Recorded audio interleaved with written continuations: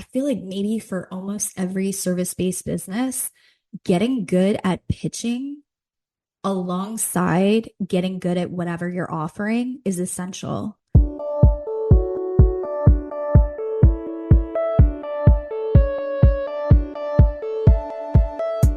So you want to make an impact. You're thinking about starting a business, sharing your voice. How do women do it that handle motherhood, family, and still chase after those dreams? Well, listen each week as we dive into the stories of women who know. This is Call Me CEO. Welcome, everyone, to Call Me CEO. This is your host, Camille Walker, and here we celebrate women building businesses through all the different seasons of motherhood, which in many cases, if not all, means that we go through the phases of becoming a mother and shifting from one direction of who and what we are and what we're doing into a phase of motherhood and all of the questions that comes with that of who are we now that we have this baby and this wonderful new journey. But that can come with a lot of doubt and fear and misgiving of being that perfect mom, which none of us are. It's not about perfect, and we know that, but sometimes we can get really on ourselves. So today we're talking with Lisa Fernandez, who owns a marketing agency and specializes in storytelling, and she's going to share with us her story about how she worked through those pivots and those changes and those questions and postpartum. And we already got started on the pre-interview call, and I'm like, wait, we have to pause this because this is all so good and so relatable. And I hope there are mothers listening right now who feel buoyed up and encouraged, and knowing that even if you feel stuck or maybe you need a pivot or open that new door, that you have what it takes to get there. So Lisa, thank you so much for being on the show today. Thank you, Camille. I'm so happy to be here. Yeah. So we were just chatting and you said that you're a fan of the show and you actually watch the videos on YouTube, which yay, that's so awesome.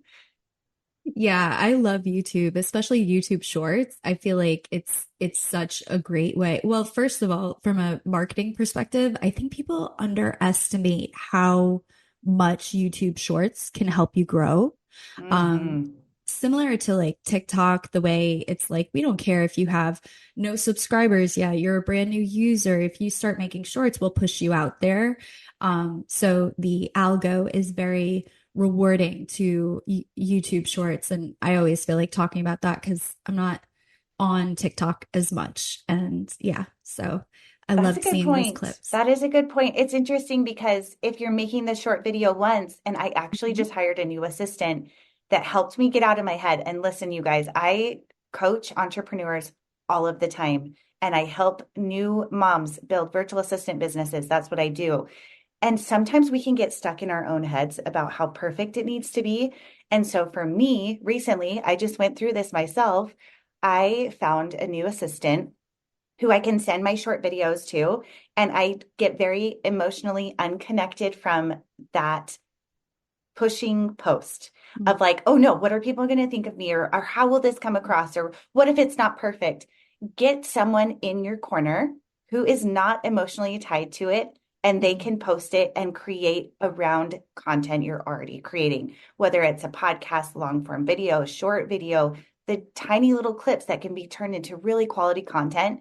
Remove yourself from that emotional connection and get someone else involved so that you can tag team the creation and the posting. Because I don't know about you, but I get really wrapped up in that press play moment where I'm like, oh no, what if I only get 5 likes or 200 views? Oh, Yeah. well, that's 200 people that didn't know you or see you before. And that's a positive. So anyway, off of our soapbox with that, Lisa, please introduce who you are and all about your backstory. Yeah. So my name is Lisa Fernandez. I have a background in storytelling that goes back a long ways. I majored in English in college. I took a lot of writing courses then. I won my first award for writing when I was a first grader. I Oh, wrote a I wrote a poem for my teacher. So I've always had a love of storytelling. And when I was living in New York years ago, my husband and I made a lot of short films together. And after I had my baby a couple of years ago, I started really thinking about how I could use the skills that I've honed throughout the years. It felt like, and I know this is going to be relatable to people. So I'm really happy to talk about it. But I felt like I had so many different threads of lives that I had lived and skills that I had cultivated. And it felt like just a miscellaneous mess. And I had regret over not specializing. And I felt like I was a jack of all trades and a master of none. And I remember this moment postpartum when it was very like dramatic moment.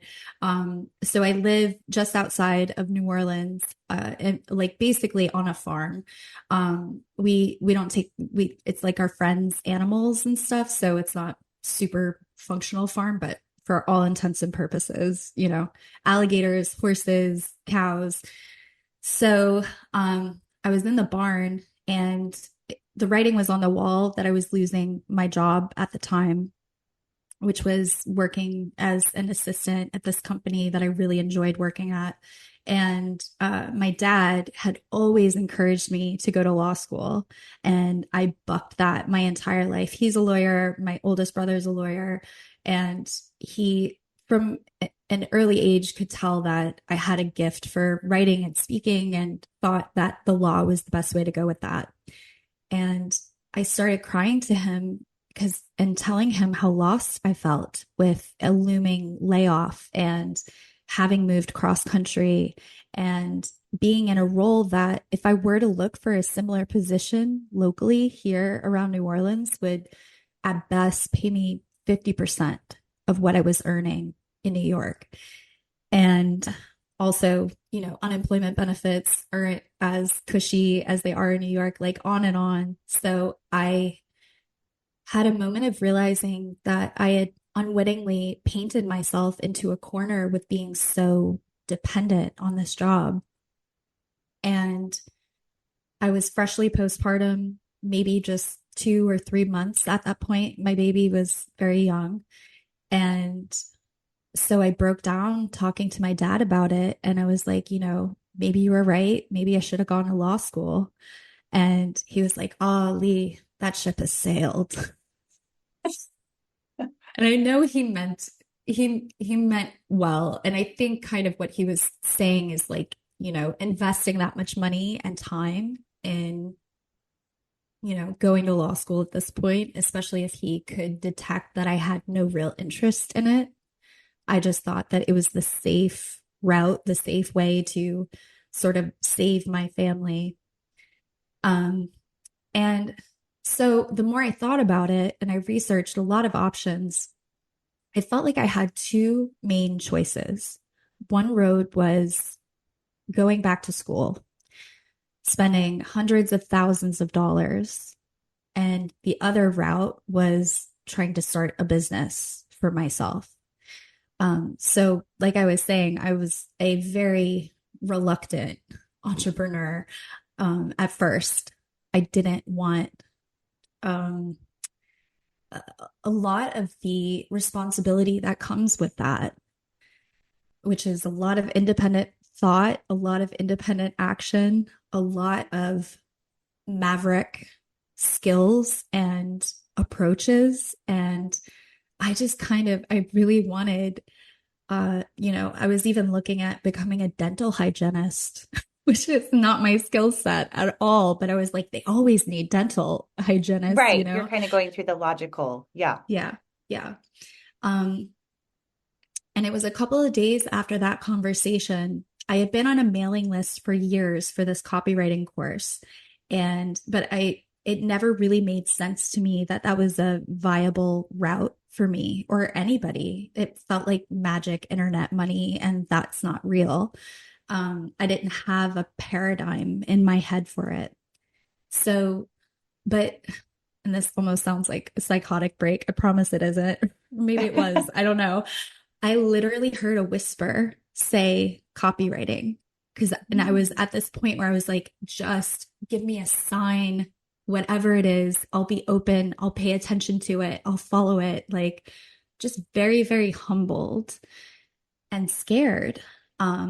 My husband actually never graduated even from high school. His mom left him when he was 14 Oh, and he was homeless. And so, and he's got, this tremendous backstory of overcoming all the odds and taught himself to do everything. He got into medicine. He was a medical tech and eventually started managing in urgent care. But, the requirements in Louisiana are different than New York. So it kind of felt like looking at everything we had, a lot of it was going to be on me to figure out what the next steps were. So when I heard that message or whatever it was, I followed it. And I didn't listen to the voices that were like, oh, but you're not that good of a writer, or who do you even write for? I was just like, all right, I'm signing up for this course. I'm going to follow it to the letter. Uh, I don't know how much longer I have at this job, but I know that, you know, time is not on my side in the sense that I can't wait too much longer to figure it out. So let's go full tilt as if I'm getting laid off in the next 2 weeks. Yeah. And that's what I did. And I would end up getting laid off a year later. So it was a lot longer than I thought I had. But in that week, I was telling you about when I cried to my dad in the barn, our air condition broke, our dishwasher broke, oh, and it was like record level heat wave. And I just got a communication from the owner of the company that made it clear to me that my days were numbered. So it was just like bing, mm. bam, boom. Like, all right, universe. And and it's already like screaming newborn. She doesn't want to latch, like blah, blah, blah. All these like, you know, Which is enough um, to be just totally put you into insanity. That yeah, alone. yeah.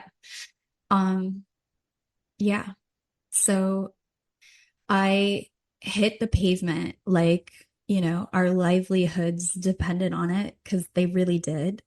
And I felt like having my daughter gave me a level of clarity and focus I've never experienced before. Mm. And that's coming from someone who was an artist living in New York, where you have to be so driven, so focused to just survive baseline. Yeah. Yeah. Mm. But this was unparalleled. It was like, oh, well, of course I'll do all these things I hate doing and not give it a second thought because, she needs this. She needs, she needs to go to a good school. We need to get our first house. So it was a non-negotiable for me, which made it pretty simple and easy in that respect. Wow. So with you starting this copywriting, is it something that you were able to build in that last year where you kind of built up the business before officially losing your job? That's right. Yeah. And that's something that I preach to people a lot because I feel like there's a lot of messages in the ether about entrepreneurship now. I do agree that I think we're going more and more in that direction in this new digital economy. These ideas about like everyone's kind of their own digital island, their own brand, and building up your presence on whatever social media platforms as best as you can, as regularly as you can, thinking about everything you put out there as a rep, right? And every rep makes you better known, more established, more credible. Um, but then I also feel there's this like very aggressive rhetoric out there that's like, I've heard sometimes where it's like, burn all the bridges, make no excuses, go all in. And I want to be clear, like, I for sure went all in. Like I was saying, there was no equivocation with me about like, am I going to devote myself to this or not? But I did it in a very smart, strategic, deliberate way. And I feel Mm. like that's what mothers are so good at. Mhm. Like, I feel like we are so good at really going all in, but being so intentional about it and not confusing hustle and burnout with getting results. Okay, I'm going to challenge you there because I think some people do struggle Mhm, with that of maybe to the point of not taking care of their own needs as a mhm, woman and as a person. So I would love to hear as you were working, which I assume is full time or part mhm. time. Was it full time or part time? Full time, yeah. Okay, so you're working full time. You have this new little baby and you're building a business. I mean, that is a heavy plate.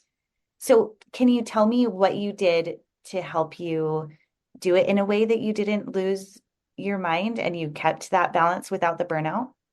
Yeah. So the first thing I did was I gave myself the room every morning when I clocked in. I knew my schedule at that point enough to know the peaks and valleys of when people would be reaching out to me requesting things. And earlier in the morning, it was consistently a quieter time. So I took that first 30 minutes. And this is where I feel like I was really, truly blessed because I was teaching myself this new business while I was earning money with my old job. So if you can, anybody out there can borrow this, please do. Um, so that first 30 minutes, I just let myself learn every day. My baby was at this point about 4 months. So, and we had sleep trained, which for everyone's mental health got better. Um, Everybody was happier. Everybody was sleeping better. So that really helped too. So, but for the first 30 minutes, I would just learn. And then, luckily, this course, and I think any good course or mentor gives you action steps coinciding with the knowledge Hmm. because this perfectionistic idea of like learn all this stuff, get amazing, and then put this perfect product out there. Like we definitely learned with filmmaking, you've got to make that first bad film. Like it's Yes. unavoidable. And I met so many like brilliant, talented artists in New York that were consciously or unconsciously trying to skip that step of making that terrible first effort. And years would go by and their efforts would be abandoned, half baked, or, not even attempted. And meanwhile, their peers are attempting, failing publicly, you know, Yes. getting getting up, like dusting themselves off and moving on. And in a lot of ways, I feel like that's the way that life works. That's the way that love works. That's the Hmm. way that, building a business works. So I was able to, I started sending out cold emails right away. And another thing I'd like to say is if you're starting a business, getting very, very good at pitching in a very specific way to very specific people, particularly, and it doesn't have to be copywriting. Like I knew this girl who was so talented at social media marketing, but she learned from the course that, like, oh, that's a lower skill. It doesn't pay as much or whatever. And meanwhile, she's brilliant on Canva and she already has this massive following on Instagram. And I'm kind of like, dude, you just like use the assets you have and like a compounding asset, add to it, grow it. Like you were saying with your assistant, putting out those videos, like video after video after video. It's a rep. Um, yeah, so I sent some horribly terrible cold pitches to companies where it's like, especially when I first started, I was mainly focusing on the parenting and children's niche. And the way that I was taught is like, look, go after clients that, they have the payroll to pay you really well and stuff, like just as a contractor. So I'm pitching these like huge companies who already have like multiple people in their marketing departments. And I don't even know what I'm pitching them on. I'm like, I write blogs. I like to write emails. Like, do you need any help? Which of course I got no response. The only response I got with that round of outreach, which was probably about 100 emails, was I wrote to a toy company that my daughter has a little unicorn from it, and the toy company named it Petals. And we call her toy Petals, and it's like her favorite lovey. Mm, And every night when I'm saying goodnight to her, I say, like, sweet dreams, say hello to Petals for me. cute. And I put that in the email, and the guy wrote back. And that has been definitely a pattern in getting people to get back to me, is Mm, that level of authenticity and specificity is very difficult to ignore. that is so true. Oh, I love that so much because with what I have done in the last 14 years of having an online business, and I'm not a big toy company, but I notice when I get my son made fun of me because I have like 45,000 emails in my inbox. I'm not kidding. Like that is not a joke. And it's so easy to gloss over something immediately, even from the subheading where you're like, oh, this is spam, or this is someone trying to get me to do XYZ, or oh, I've Mhm. got this email 1,000 times. If someone makes something personal to me, or I know that they've listened to my podcast or read my blog, or they know who I am personally, I immediately pay attention. So of Mhm. course that makes sense from the reverse. Yeah. That's Yeah. so And smart. even till now, like a year later of doing that kind of outreach, that's been consistently the case, is making very specific offers of what you would like to help someone with. Within their marketing, whether it's a lot of times I'm going after emails. And I also preach this from the mountaintop, that especially creators who are scared of platform changes, algorithm fluctuations, the most single empowering thing that you can do is start an email list, capture those contacts, nurture them. And I think the dirty little secret that a lot of people don't like to talk about in marketing is that a lot of nurture timelines are longer than we would Mhm. like them to be. But the silver lining in that is, if you have their email, you have a direct line to them. And me personally, I don't get on every social media platform every day. I get on YouTube nearly every day, but certainly not Facebook, Instagram. And I think it's different for everybody what your favorite preferred platforms are. But for sure, I check my email every single day. And so that's what I like to tell my creator clients is, as soon as you can, it's going to be so empowering for you to set up an email list, to start sending those emails out, and then look at your metrics, because a lot of people can feel shy about that and think that people don't want to hear from them. And then they'll get, 77% open rates, which is a really high open That's rate. amazingly high. Yeah, Yeah. yeah, yeah. So, yeah.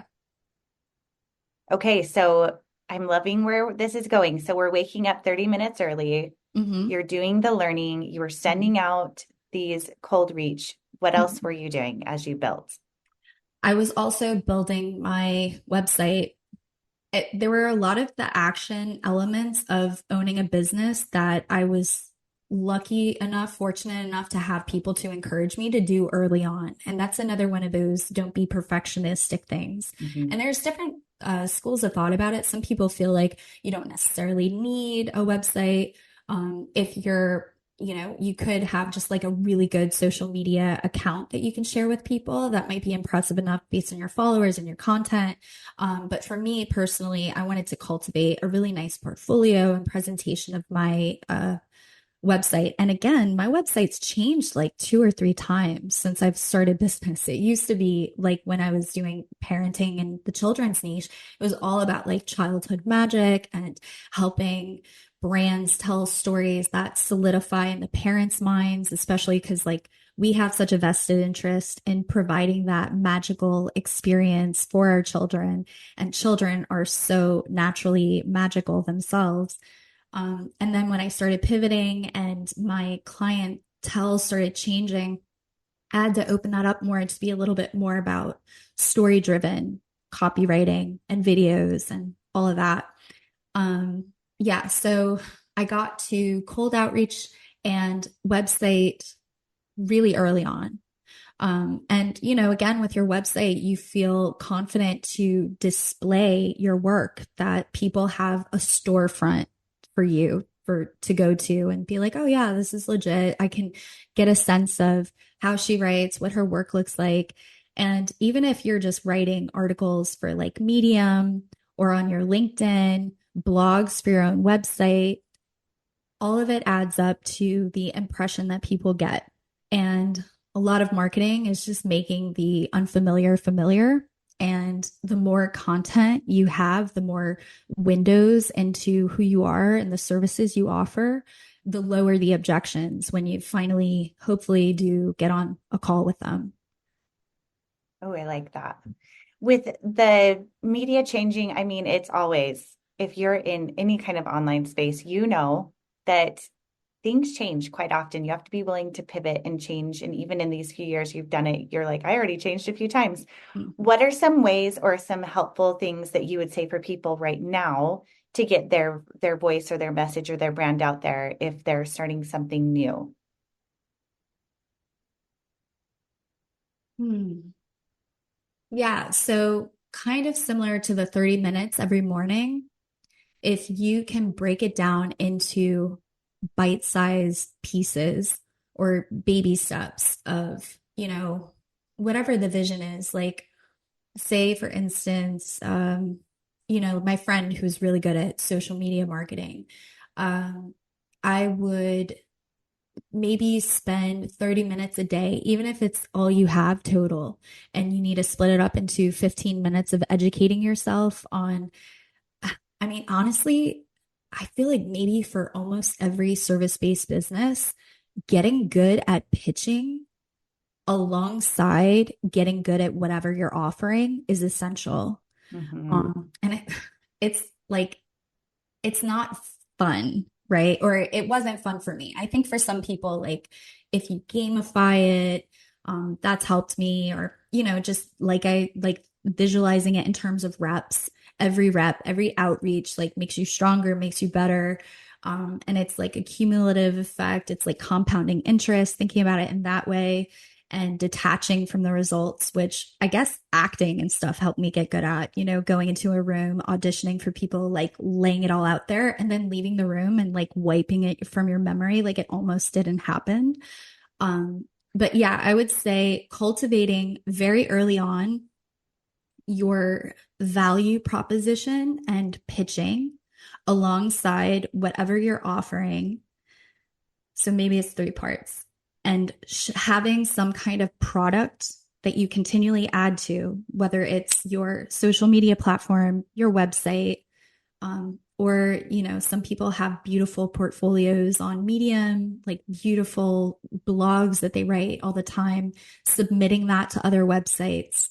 Yeah. So whatever your craft is, cold pitching and or whatever kind of pitching, if you're lucky enough to get referrals.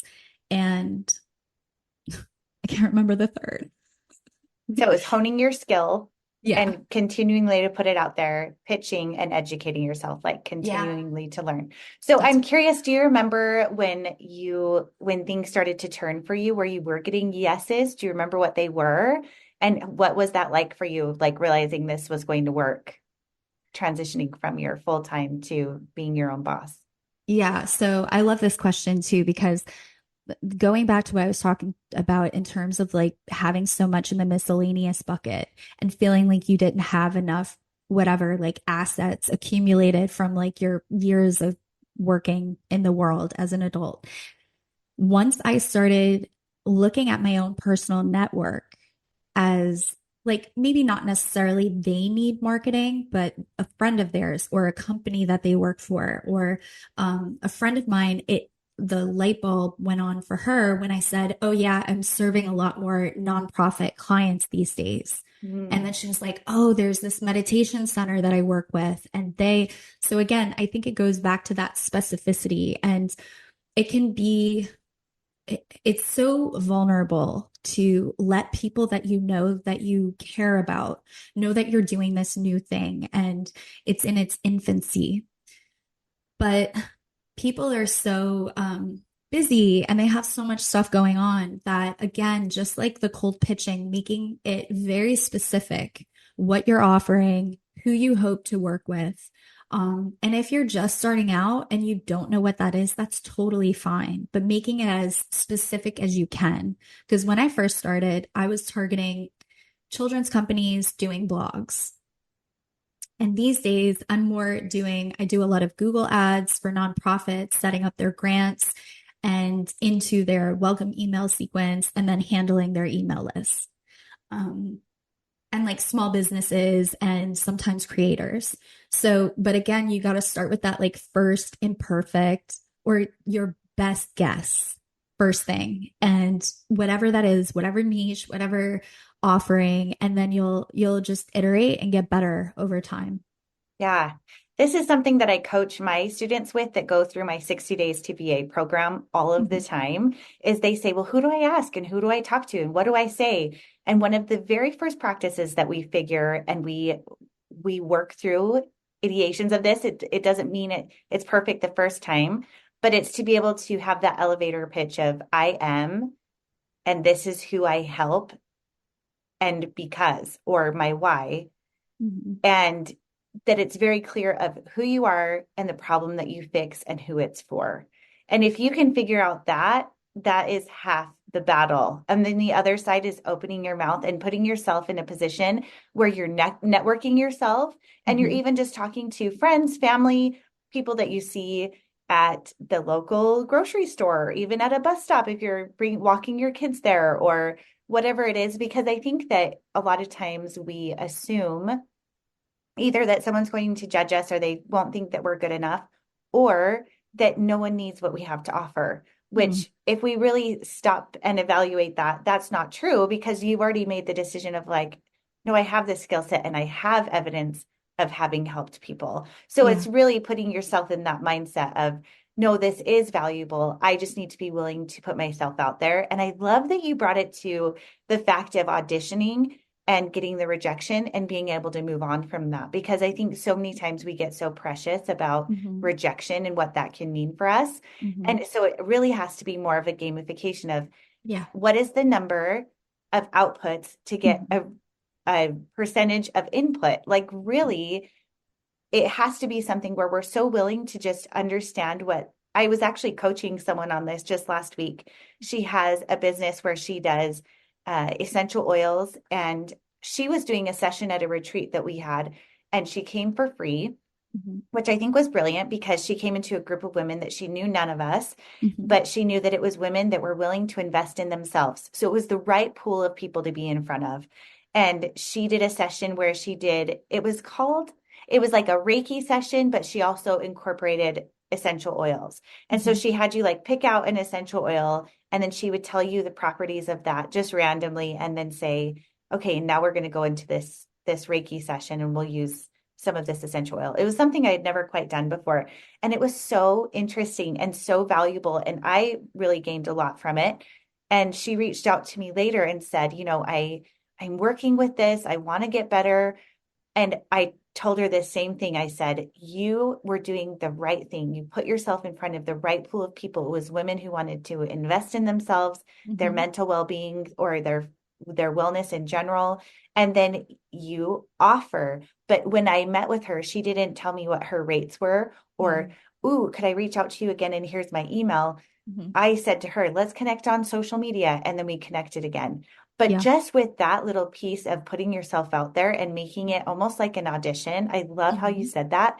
because really our lives, I think actors and actresses really have to get comfortable with rejection or they don't make it. I mean, Yeah. it's Yeah. rejection in a package no matter what, even if you're Yeah. the very best. Yeah. And so I love that you put it into that perspective is that it really is auditioning, but putting ourselves out there and putting the reps out there and Mhm. being vulnerable enough to get the Mhm. no so you can get to the yes. Yeah. Yeah. And luckily, unlike acting, I think there is more room for people, hopefully, to like separate themselves from what they're offering. And I had a really good coach tell me they're not saying no to you, they're saying no to your offer at this moment. Mhm. So creating that little bit of buffer space in there so it's Yes. not so personal, it's not so, wholehearted rejection of you and your being, like, which how could they possibly do that? They don't know you and your totality. Like even our closest loved ones probably don't always know us in our full totality. So but yeah, imperfect action over everything wins all the time. And the blessing in the entrepreneurial path, regardless of where that takes you, what you're offering, is kind of what I was describing before, where I was like, I didn't want to be the maverick. I didn't want to have to figure it out myself. But the difference between working inside of someone else's company versus forging your own path is I think you find your zone of genius more often and more organically.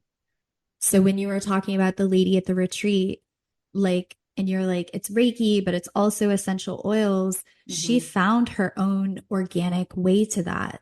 And to me, that's such a clearer sign that these are gifts that she has that she's meant to share on this journey that she's on. And it's just the same in being an entrepreneur where you're testing, you're like getting the data back, being like, okay, well, that didn't work out so great. Or, you know what? I thought I was going to love this. I love this aspect of it better. You pivot, you try something else. And I believe each attempt brings you closer and closer and closer to probably the thing that makes you the happiest.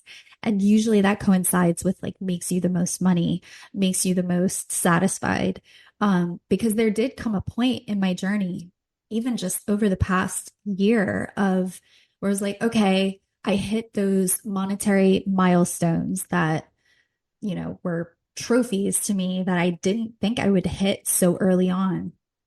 But the mountain moved and it became more about, I want to work with people that I really look up to, brands that, one of them is a retreat, a meditation retreat that I've been going to for about 7 years. And when I first started, I didn't let myself reach out to clients like that because I was like, oh, I need some more experience. What do I have to offer them? They're so amazing. All these stories of limitation. And when I started getting feedback from my cold pitches, that the more specific and the more authentic I was to really resonating with that person, that brand, the better the feedback, I was like, oh man, I really need to reach out to them because I am not pretending at all when I'm like, I love your brand. I love what you do. I would love to contribute. Um, yeah. And they got back to me and we started talking about what that could look like. And it completely changed the paradigm for me in terms of what I was chasing. And it just felt like it opened up the game in such an exciting way. And it was so empowering that I think that was the moment where I was like, this is why I had to go on this journey. This is why, it's a journey of proving to yourself that you're stronger, more capable, more resourceful than you ever thought you could be. Mm. I love that so much. I'm like grinning, like, yes. The thing that I love so much about this and what even just watching this arc that you've taken me through, when we first started this call, you were telling me about a really dark period that you went through with postpartum. And I know that that was part of the message that you wanted to share with this Yeah. is that you probably went through a lot of self-doubt and darkness in that time. So having had such growth to where you are and believing in yourself and really niching in. And I can say, just as a side note, caveat to that is that when you connect with someone who really resonates with who you are, magic happens and relationships build businesses. Like that's just, we know this. So Mm-hmm. I love that you brought it back to that very personal place of who you are and the things that you love and the brands you connect with. And they can be small. It can be a Yeah. retreat, or it can be someone who owns a business that you know in your neighborhood. It doesn't have to be Mm-hmm. a big toy company, for example. Yeah. But I would love if you would like to share a bit about your postpartum part of this, because I was able to hear that, but we didn't quite share that with the audience yet. Yeah.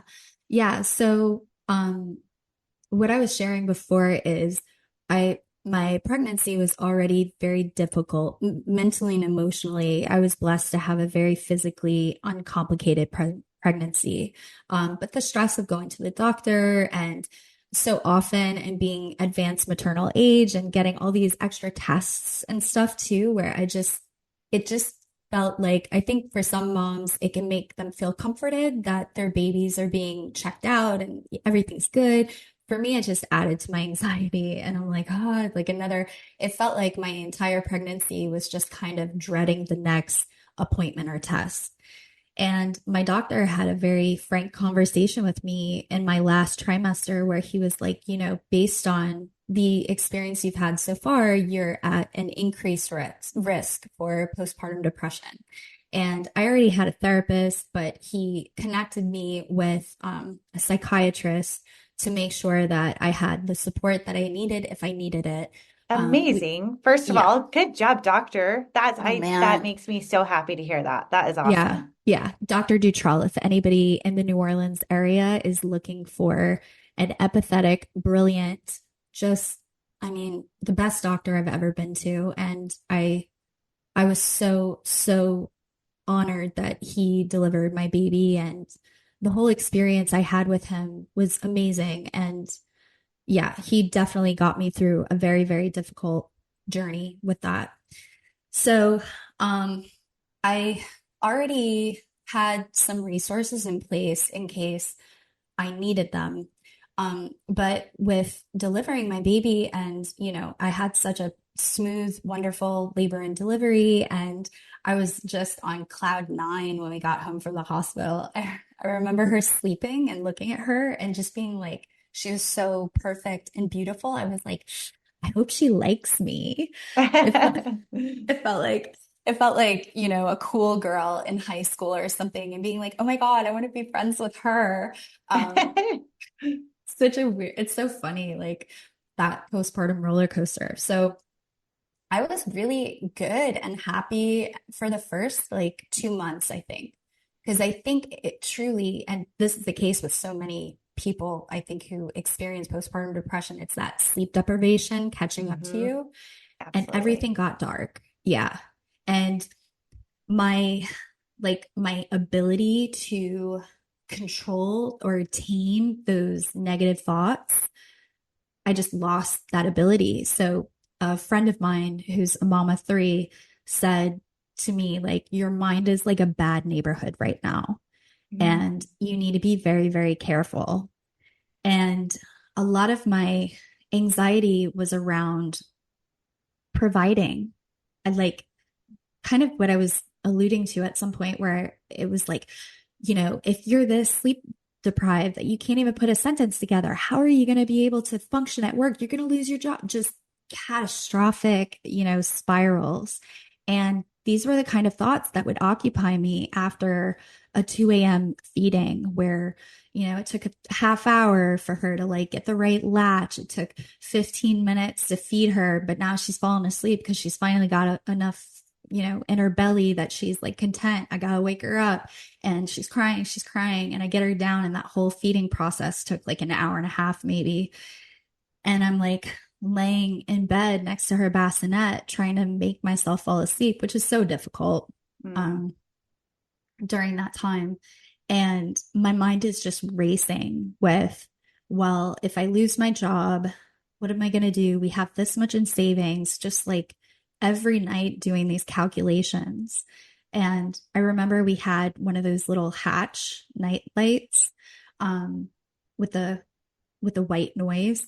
And my husband heard that the red light helps them sleep the most, but it felt like such a war zone. It was like red light and like shh, Mm.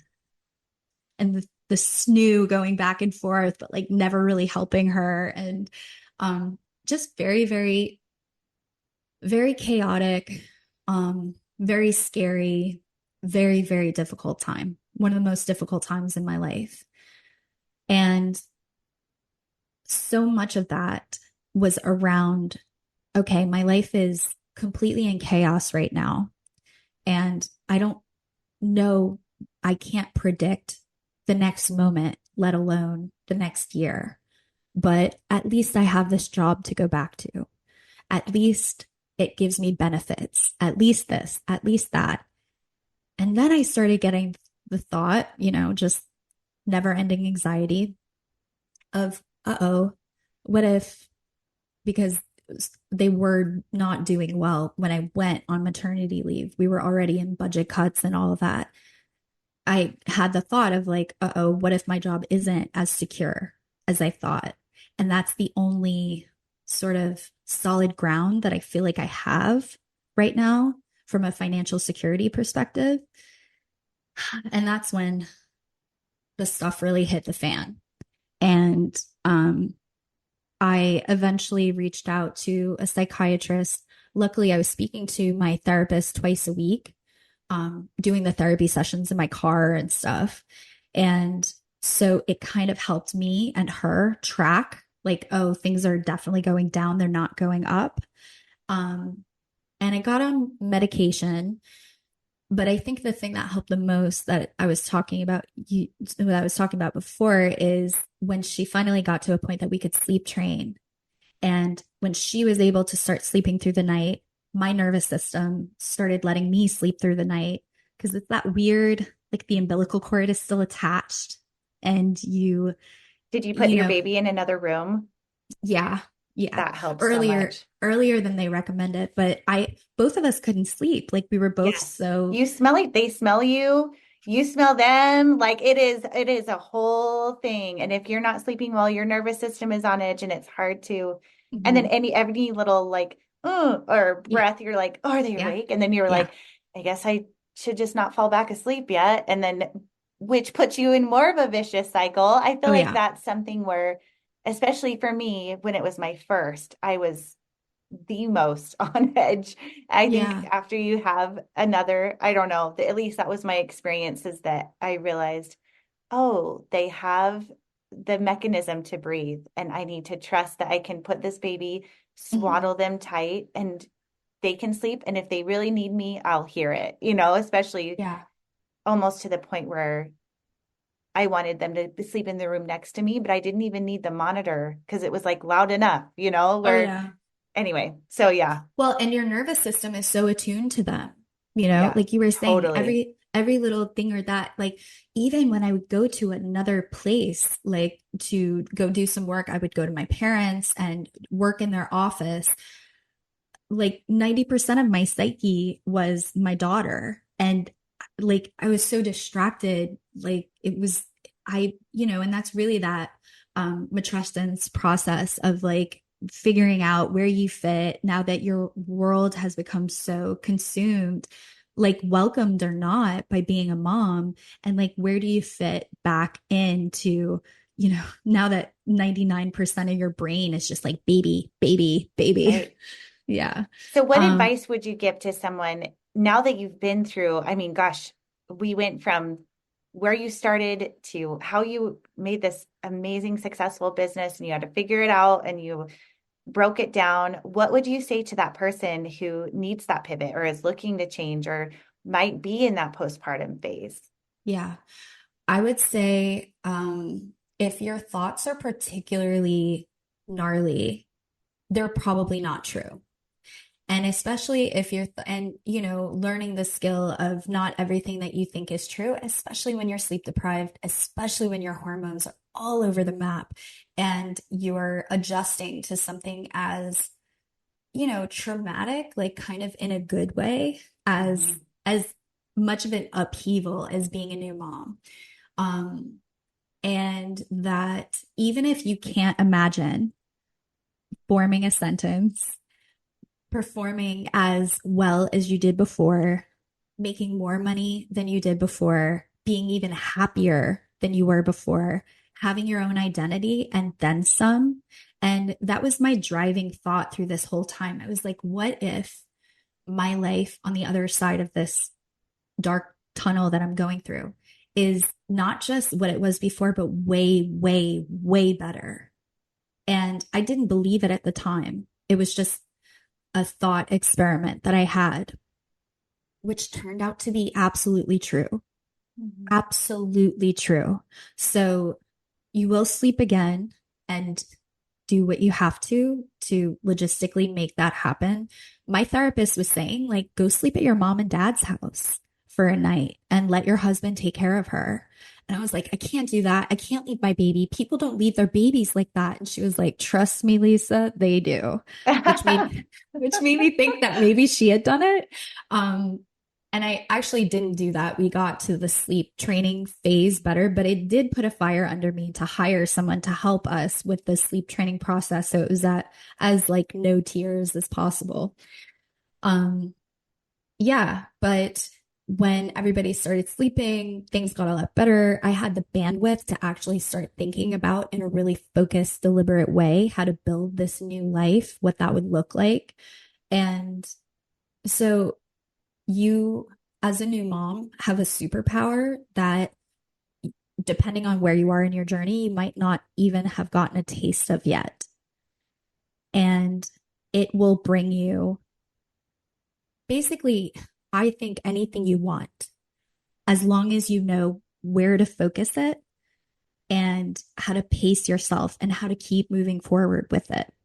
Because what I achieved over these last like year and change in my entrepreneurial journey, I don't think I ever could have achieved pre-motherhood, because there was just a necessity, a level of focus, a level of, non-negotiable aspect of it that I never had before.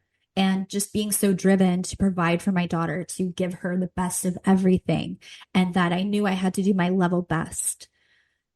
And so it truly is, becoming a mother has enriched my life, even outside of relationships, in ways that I never, ever imagined. And I know that is not exclusive to me. So you'll sleep again, you'll feel better again. And then in addition to that, you'll experience and realize a superpower that you probably never had before. And then you can really, truly do anything with it. I love it. I hope everyone that listening to this can feel the same way about themselves. This has been such a powerful conversation. And if you are in the middle of needing to sleep train your baby, I used BabyWise with all of my babies. I can link it in the description below. And it is helpful to have an outside perspective from someone if you do need someone else to come in. I know some people, so reach out to me on that. But please tell our audience where they can find you online. Yeah. So my website is lisafernandezagency.com. If you're an entrepreneur and you have marketing needs, you go ahead and set up a free strategy session with me, and I'll give you some free tips that you can implement immediately along the lines of what you've heard today.